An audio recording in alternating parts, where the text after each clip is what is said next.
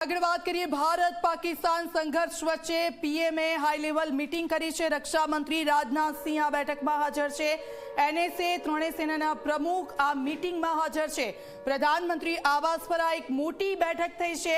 PM મોદીએ સ્થિતિની સમીક્ષા કરી છે। આપ જુઓ સતત બેઠકનો દોર યથાવત છે। ગઈકાલ પણ એક બેઠક થઈ હતી ને આજની આ બેઠક હાઈ લેવલ બેઠક છે। રક્ષા મંત્રી રાજનાથસિંહ આ બેઠકમાં હાજર છે। ભારત પાકિસ્તાન સંઘર્ષ વચ્ચે પીએમએ આ એક હાઈ લેવલ મીટિંગ કરી। એનએસએ અને ત્રણેય સેનાના પ્રમુખો આ મીટિંગમાં હાજર છે।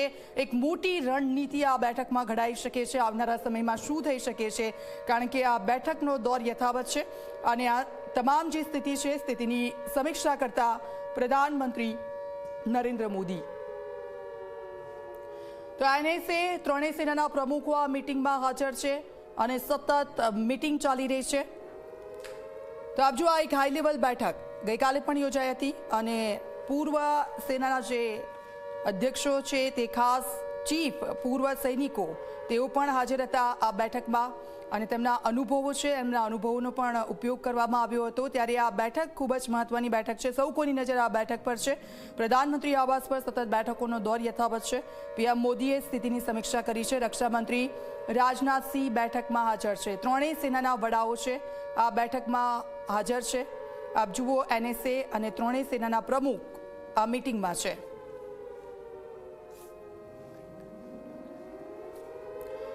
તો આપ જો મોદી પ્રધાનમંત્રી નરેન્દ્ર મોદી છે કે સ્થિતિની સતત સમીક્ષા કરી રહ્યા છે। રક્ષા મંત્રી આ બેઠકમાં હાજર છે। એનએસએ અજીત ડોભાલ પણ આ બેઠકમાં હાજર છે।